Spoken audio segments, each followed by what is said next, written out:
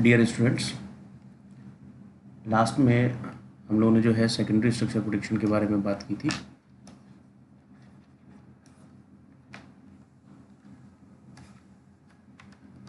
और आज के लेक्चर में हम बात करेंगे tertiary structure prediction. So tertiary structure prediction of protein में जो है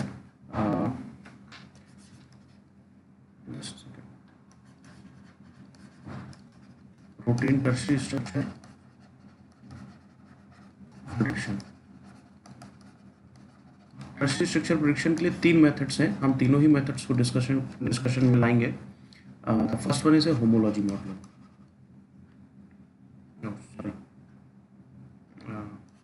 प्रोटीन स्ट्रक्चर प्रेडिक्शन से homology modeling. Second one is threading, and the third one is ab initio method. तो पहले सबसे पहले आप ये समझिए तीनों मेथड्स में डिफरेंस क्या है, कब और किस कंडीशन में हम कौन सा मेथड को यूज करते हैं। That is the most important thing about the protein tertiary structure prediction. आप सब कंडीशन में एब इनिशियो यूज़ नहीं कर सकते, आप सब कंडीशंस में होमोलॉजी यूज़ नहीं कर सकते, आप सब कंडीशन में थ्रेडिंग यूज़ नहीं कर सकते। सो देयर इज़ तीन पॉसिबिलिटीज़ बनती हैं हमारे पास बायो इन्फो में। लाइक अगर हम किसी कंप्यूटेशनल मेथड से प्रोटीन का टर्शरी स्ट्रक्चर जो है जनरेट करना चाहते हैं, तो उसके लिए हमको जो है इन्हीं तीन मेथड में से किसी एक मेथड को हम यूज़ कर सकते हैं। ओके, अगर हम ये मेथड यूज़ कर रहे हैं देन पॉसिबिलिटी है कि आप ये करना चाहें, आप ये भी कर सकते हैं, नो प्रॉब्लम, थ्रेडिंग यूज़ कर सकते हैं। लेकिन अगर आप थ्रेडिंग यूज़ कर रहे हैं तो आप होमोलॉजी मॉडलिंग यूज़ नहीं कर पाएंगे। अगर आप एब इनिशियो यूज़ कर रहे हैं तो ये मेथड पॉसिबल ही नहीं है कि ये मेथड परफॉर्म हो सके। तो पहले तीनों में हम डिफरेंस समझते हैं, तीनों में डिफरेंस क्या है। So first one is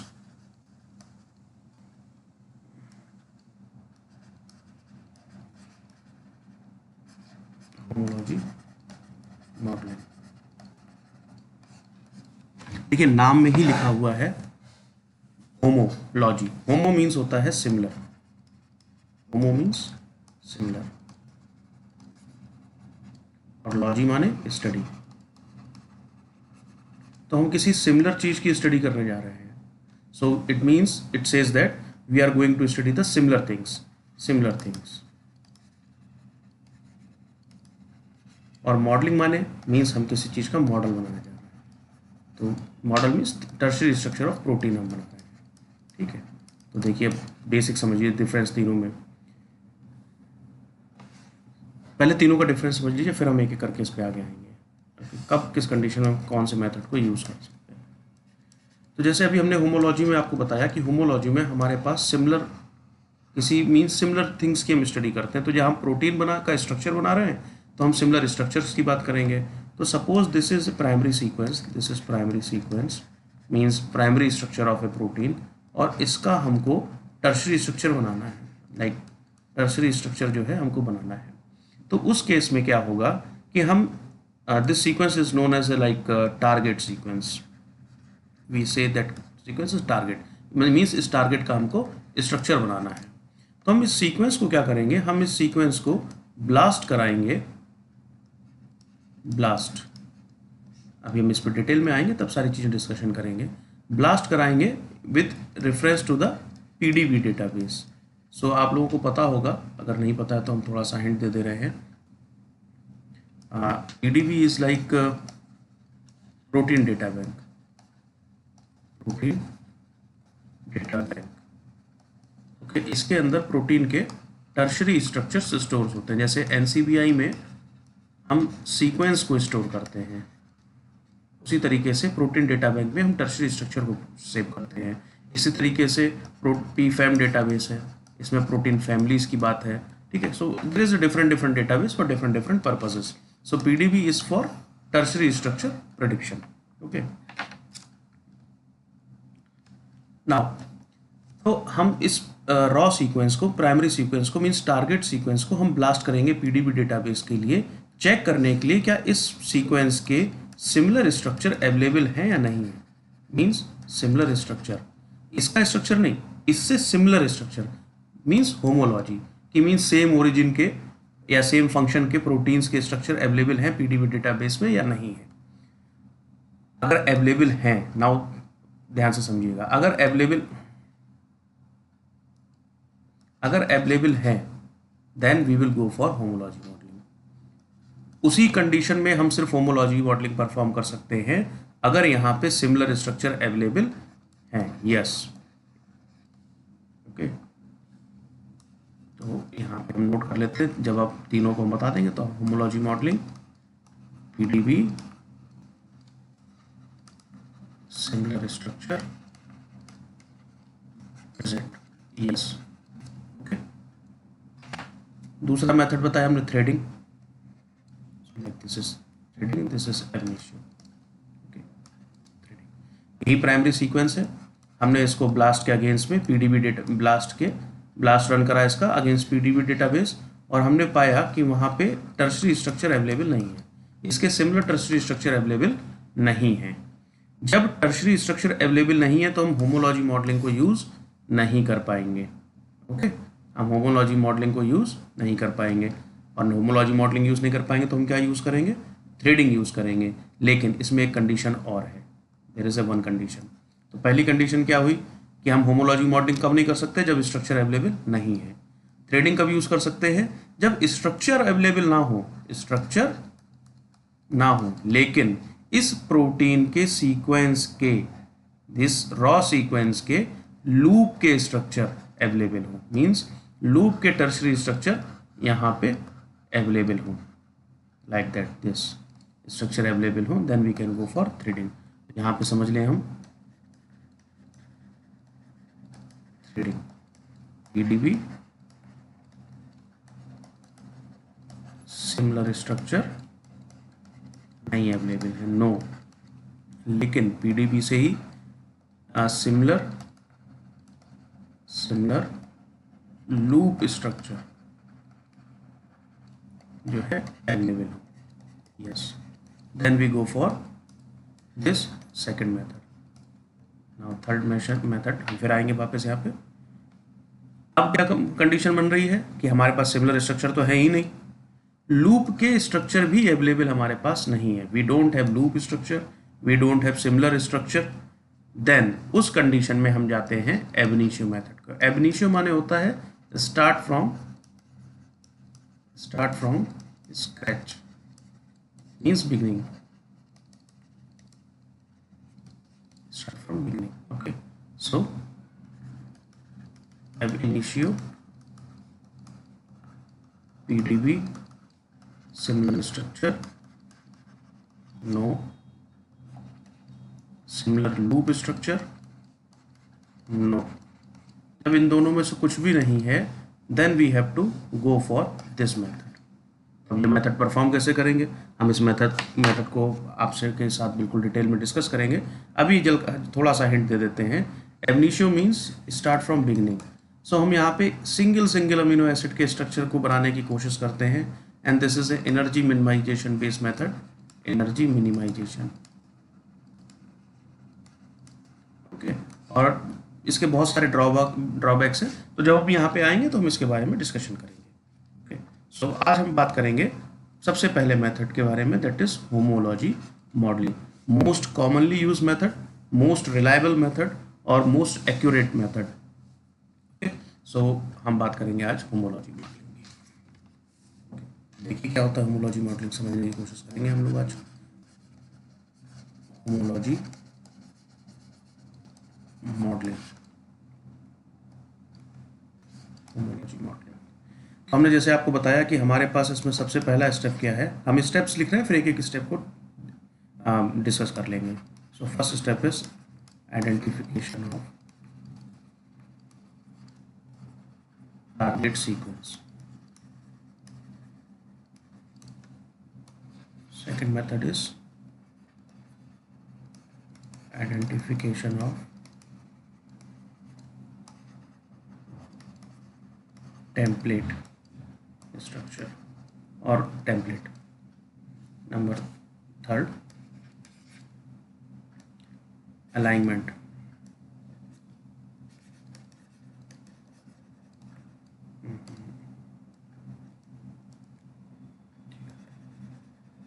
alignment between target and template. Fourth,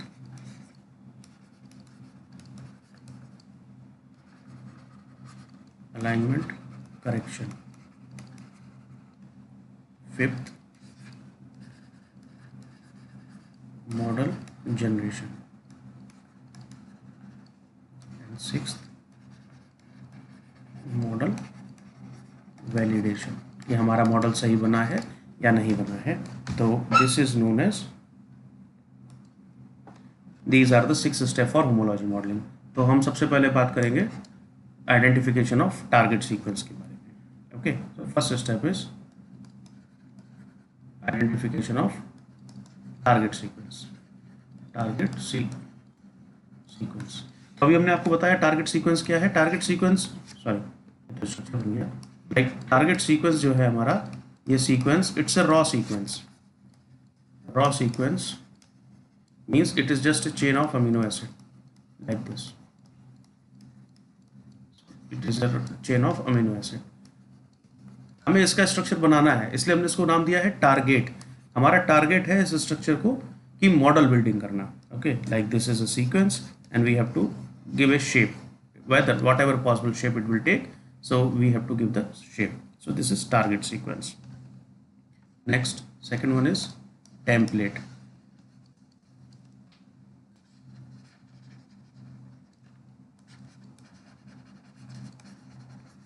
Template identification. ये स्टेप जो है, it is the most important step, most important step, or you can say it is the heart of homology modeling.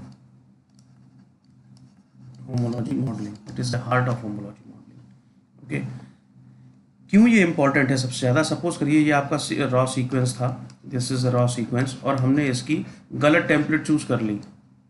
हम इसी template को देख के इसका model बनाने वाले हैं, तो हमारा जो मॉडल बनेगा वो गलत ही बनेगा. ओके, सो अगर गलत टेम्पलेट हमने चूज कर ली, so it will be wrong. Okay, you can not rely on this. तो टेम्पलेट सिलेक्शन करने के लिए क्या करेंगे हम? क्या करेंगे, यहाँ पे ब्लास्ट रन करेंगे.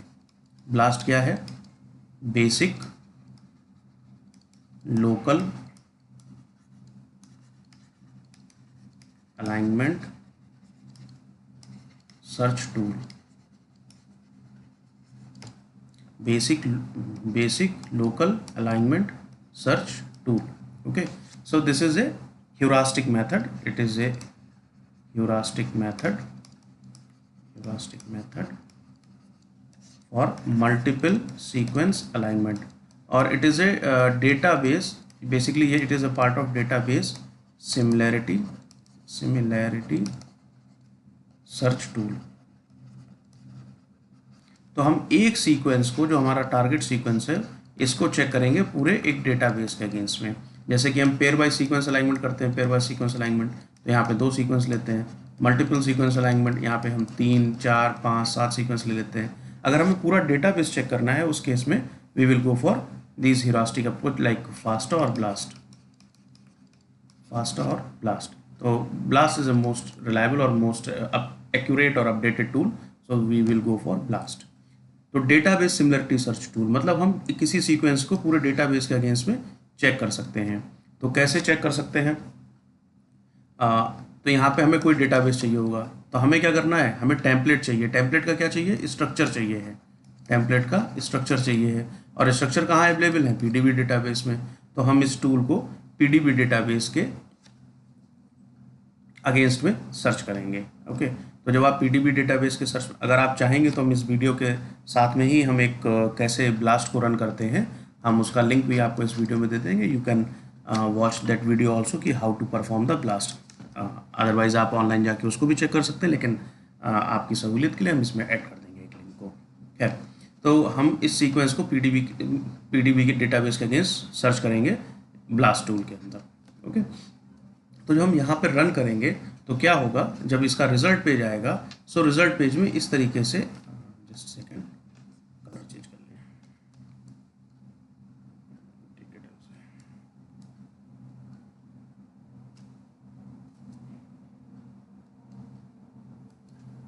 एक डार्क कलर की एक लाइन इस तरीके से, मोटी सी लाइन आपको ऐसे यहाँ पे दिखाई देगी, जो कि that is a graphical representation, जिसमें कि आपके सीक्वेंस के बारे में होगा। लाइक जीरो से सपोज टू 250 अमीनो एसिड का सीक्वेंस है आपका, तो 250 अमीनो एसिड्स, और उसके बाद फिर यहाँ पे अलग अलग कलर से कुछ इस तरीके से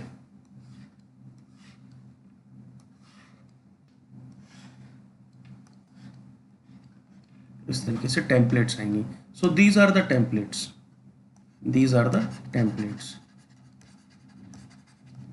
these are the templates। इन टेम्पलेट से हम क्या पता लगा पाएंगे वो समझिए।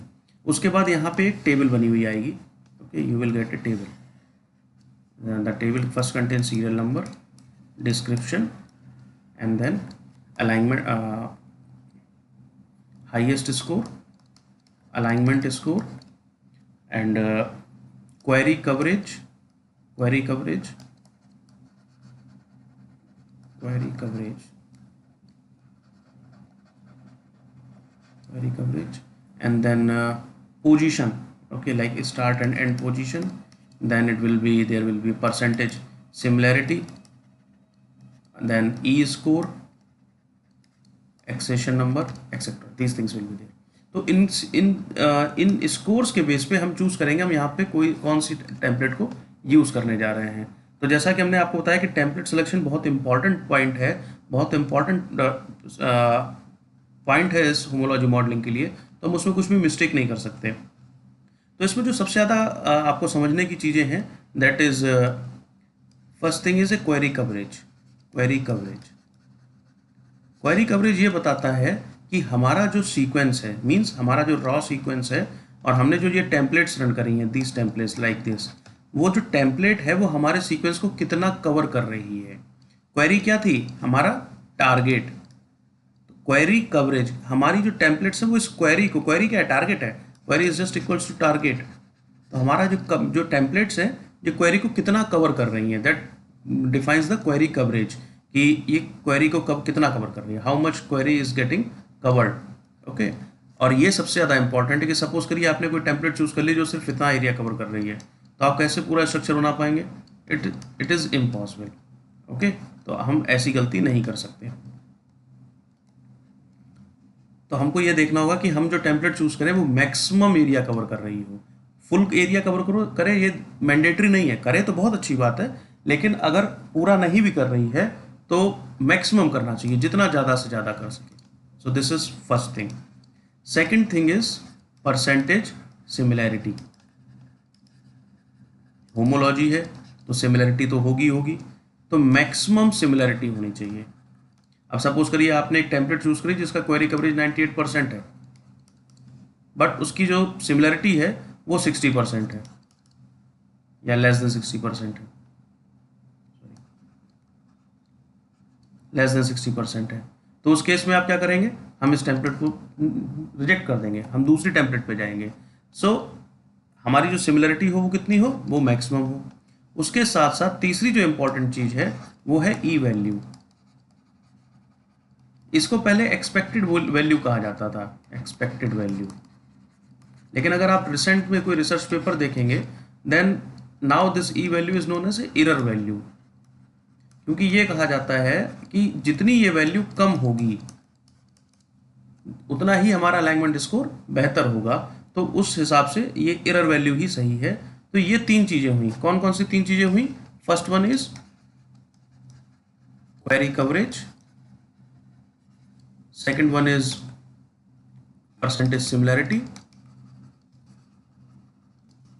and the third one is e score। ये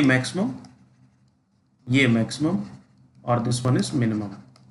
तो हम उस इन तीनों के बेस पे हम चूज करेंगे अपनी बेस्ट टेम्पलेट को, ओके। होप आपको समझ में आया होगा कि कैसे टेम्पलेट को चूज किया जाता है।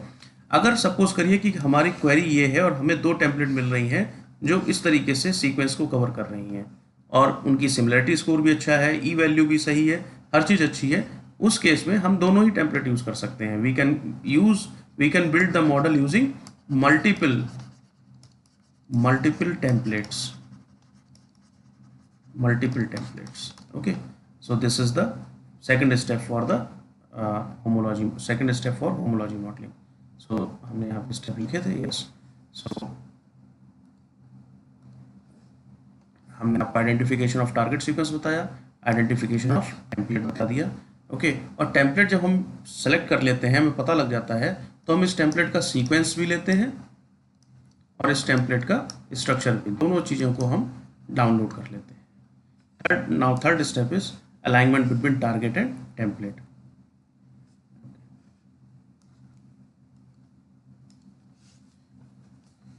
So third step is alignment. अगर हमारा सिंगल टेम्पलेट हमने यूज़ की है तो हम पेयर वाइज सीक्वेंस अलाइनमेंट के लिए जाएंगे। पेयर वाइज सीक्वेंस अलाइनमेंट, हम अपना टारगेट सीक्वेंस और टेम्पलेट सीक्वेंस को अलाइन करके देखेंगे कि what are the reasons for, कौन कौन से ऐसे रीजन हैं जो फॉर जहाँ पे हमको match,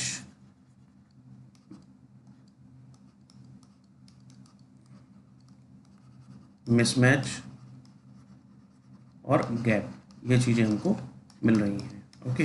we will predict this.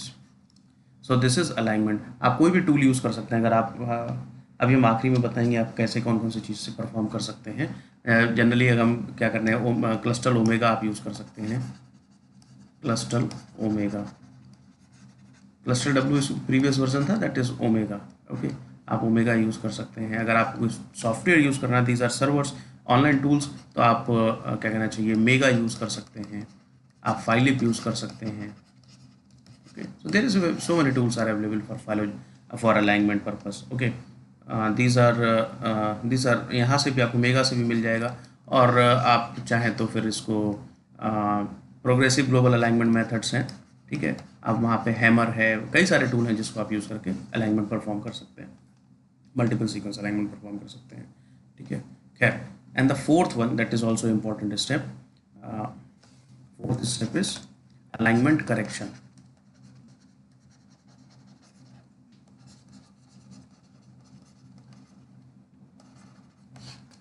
आप एक एग्जाम्पल से समझिए, मैं आपको एक एग्जाम्पल देते हैं। सपोज आपके पास दो सीक्वेंस है, सीक्वेंस 1 और सीक्वेंस 2। सीक्वेंस 1 है हमारा, और सीक्वेंस 1 2 सीक्वेंस 1 ये हो गया। सीक्वेंस 1 है हमारा,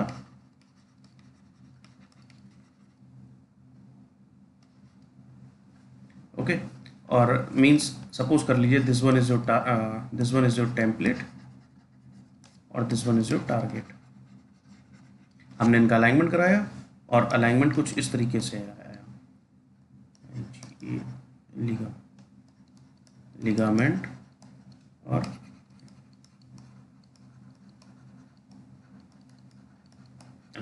इस तरीके से। जब हम अलाइनमेंट करते हैं तो हम कुछ स्कोर्स यूज़ करते हैं। हम अपना जब अलाइनमेंट का टॉपिक पढ़ाएंगे आपको डिटेल में, तब हम ये सारी चीज़ें बहुत डिटेल में बात करेंगे। अभी आप समझ लीजिए, तो हम 3 स्कोर यूज़ करते हैं, मैच स्कोर,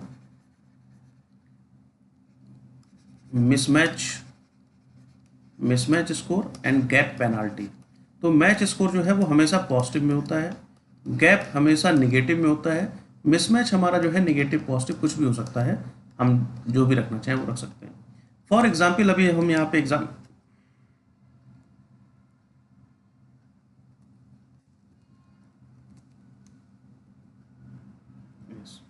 यहाँ पे हम एग्जाम्पल की बात कर रहे हैं, तो यहाँ पे हम इनकी वैल्यू जो है आपको एग्जाम्पल के तौर पे, suppose match value is 1, mismatch is 0 और गैप वैल्यू इज़ -1।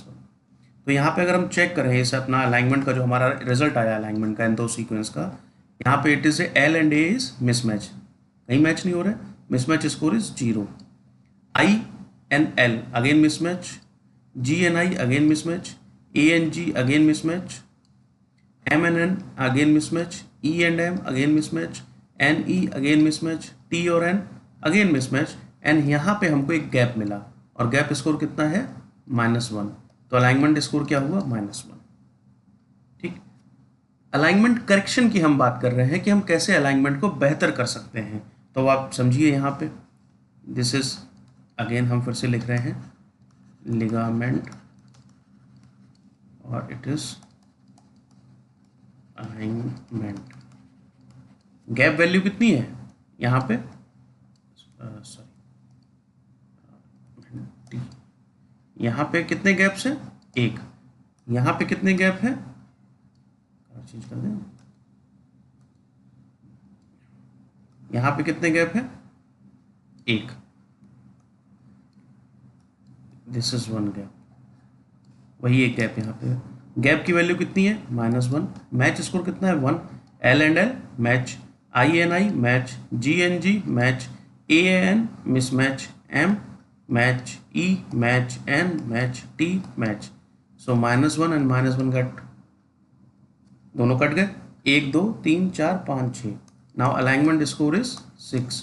तो कौन सा अलाइनमेंट बेहतर है, of course this one, because alignment score is good.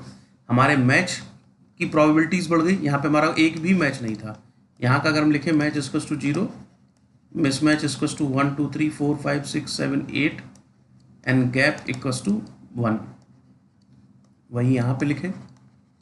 And gap match कितने हैं, 1 2 3 4 5 6 7, मिसमैच 1 एंड गैप 1। तो गैप में हमारा कोई नंबर नहीं बढ़ा, लेकिन मैच में बढ़ गए, सो हमारा अलाइनमेंट स्कोर बढ़ गया। That process is known as alignment correction. How we can correct our alignment by just shifting one frame to right or one frame to the left. There is a software, if you will go search on net, you will find it out. You can perform such methods using in homology modeling. Now the next step is, so this is alignment and this is alignment. Now model building. Model generation is now simple. जहाँ पे हमारा match आया है, while looking those match, mismatch and gap area, we will just give the shape to our protein sequence and we will build the structure of our protein sequence. Means this target sequence get converted into structure. अब ये structure कैसा बना है, सही बना है, गलत बना है, ये कैसे पता करेंगे? So we will go for model validation. Okay, model validation में क्या होता है,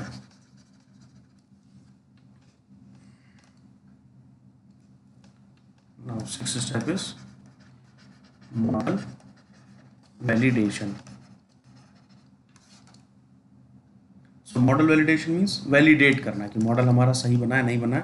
तो उसके लिए सबसे बढ़िया जो टूल है that is known as a Ramachandran plot. Ramachandran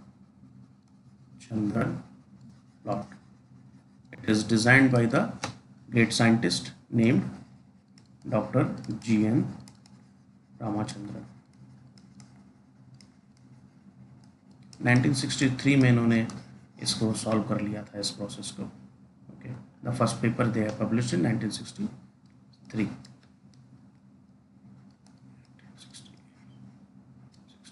खैर, तो Ramachandran plot is just look like this, इस तरीके से दिखाई देता है। इसको 4 पार्ट में ब्रेक किया गया है on the basis of psi and phi angle. These angles are known as a torsional angle. तो पहले आपको ये समझना होगा टॉर्शनल एंगल्स क्या होते हैं। ओके, टॉर्शनल एंगल्स क्या होते हैं, जैसे कि अगर हम एक एटम, दूसरा एटम, तीसरा एटम, ये एटम डिजाइन करें, so this is known as theta is known as a bond angle between two bonds. So this is one bond and this is a second bond. So angle between two bond is known as a angle between two bonds is known as bond angle. What is torsion angle? Torsion को हिंदी में कहते हैं घूर्णन, घूमना, like this, just a second, like this। हम represent करते हैं torsion को इस तरीके से, किसी एक्सिस के डायरेक्शन में घूमना, that is known as a torsion। Okay, तो टॉर्शनल एंगल क्या कहलाता है? Torsional angle is known as a angle between two planes. That is very important. Angle between two bonds is bond angle. Angle between two plane is known as torsional angle. कैसे समझिए आप इसको? Sorry, this is one atom. So this is one bond. This is another bond. So this one is known as a theta 1. This is bond angle. Now this is the third, fourth atom. This one is also known as theta 2. This is another bond angle. But now you think this one, this is a plane. If there is a movement, अगर यहाँ पे हम इस bond को इधर या इधर ले जाएं तो हमारे इस बॉन्ड एंगल पे कोई फ़र्क नहीं पड़ेगा, कुछ भी चेंज नहीं होगा। आप इसको चाहें तो यहाँ तक ले जाएं घुमा के, इसमें कोई फ़र्क नहीं पड़ा। ओके, उसी तरीके से आप इसको इधर ले जाएं या इधर ले जाएं, इस पर कोई फ़र्क नहीं पड़ेगा। लेकिन अगर आप इस वाले बॉन्ड को, थोड़ा सा हम इसको और जूम करने की कोशिश करेंगे, इस वाले को, like this one is this one. Okay, अगर हम घुमाने की कोशिश करें, अगर हम इसको यहाँ पे ले जाएं उठा के, तो देखिए ये वाले बाउंड, इस वाले एंगल पे फ़र्क पड़ेगा, यस और नो, और इस वाले पे भी पड़ेगा। उसी तरीके से इस वाले को अगर आप खींच के इधर ले जाएं तो भी इन पे फ़र्क पड़ेगा। तो जब एक एंगल जो है दो प्लेन के बीच में बनता है, आप ऐसे समझें, this one is known as plane one, this is plane one, and this one is known as plane 2. This one is 1, this one is 2. So angle between two plane is known as a bond angle. तो रामाचंद्रन जी ने क्या किया, उन्होंने each amino acid को, एक amino acid को एक solid sphere की तरह कंसीडर किया, ठीक है, और उनको टॉर्शन एंगल के बेस पे उनकी स्ट्रेंथ को चेक करा। ओके, उन्होंने उसकी स्ट्रेंथ को डिसाइड किया और उसके बेस पे उन्होंने अपने इस प्लॉट को 4 पार्ट में ब्रेक किया, जैसा कि मैंने आपको बताया। तो इसमें 4 पार्ट कौन कौन से हैं, just second. Number 1, favoured region, FAVORD, favoured region. Second one is known as a allowed region, allowed.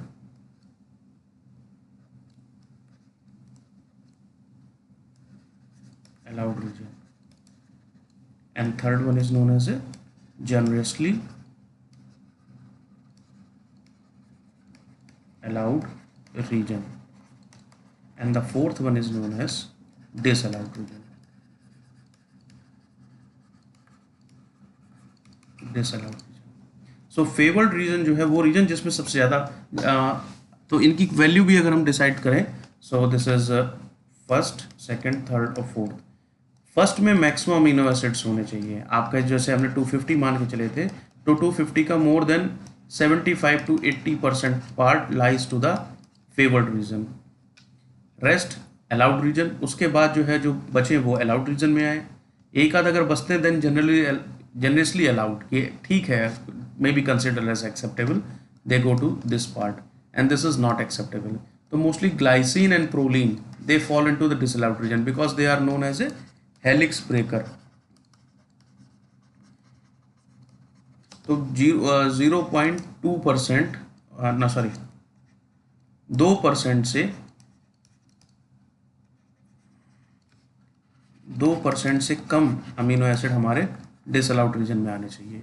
अगर ऐसा होता है then our protein model is known as a valid model. Okay, सो हम एक बार, यही है होमोलॉजी मॉडलिंग, हम इस पर फिर से समराइज कर दें। सबसे पहले आपको टारगेट आइडेंटिफाई करना होगा जिसका सीक्वेंस आपको बनाना है। Then you have to identify template by using BLAST tool. Then you have to perform alignment, either you can go for Clustal Omega और क्लस्टर डब्ल्यू, इन 2 टूल्स से आप कर सकते हैं। Alignment correction that you have to go do manually. Okay, then model generation. आज की date में जो सॉफ्टवेयर्स अवेलेबल हैं, सॉफ्टवेयर जो अवेलेबल हैं, that is the best one is a modeller and Swiss Model. Swiss Model में आपको कुछ भी नहीं करना होता, just you have to submit a sequence, it is online tool, it will perform everything. Modeller is a stand alone software, you have to prepare 6 files first, 5 to 6 files you have to prepare and then run a command to generate the model. It's also very easy tool, you can perform by using that method. Okay, so ये दोनों tool है, इसमें आपको कुछ नहीं करना होता, लेकिन कुछ सॉफ्टवेयर्स हैं जिसमें मैनुअली आपको परफॉर्म करना होता है। ओके, वहाँ पे आप अलाइनमेंट करेक्शन और अलाइनमेंट्स को आप देख पाएंगे कि हम उनको कैसे सही कर सकते हैं। ओके, सो आज के लिए इतना ही। नेक्स्ट लेक्चर में हम थ्रेडिंग और फिर एब इनिशियो की बात करेंगे। अभी हम इस वीडियो के साथ में आपको लिंक दे देंगे कि कैसे हम ब्लास्ट टूल परफॉर्म करते हैं। I will just show you how to perform BLAST. Okay, तो आपको अगर समझना हो कि कैसे हम क्या चीज़ देखते हैं तो आप उसको अच्छे से समझ पाएंगे। Okay, so thank you very much.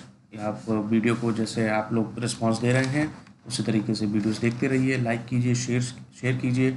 आपकी कोई क्वेरी है आप हमको कमेंट बॉक्स में बताइए, आप हमको पर्सनली मेल कर सकते हैं, हमारा मेल आईडी वहाँ अवेलेबल है। ओके, आप मुझको मेल कर सकते हैं, अपने कोई डाउट्स हो वो बताएं, कुछ आप स्पेशली सीखना चाहते हो वो भी हमको बताएं। सो आज के लिए इतना ही, थैंक यू।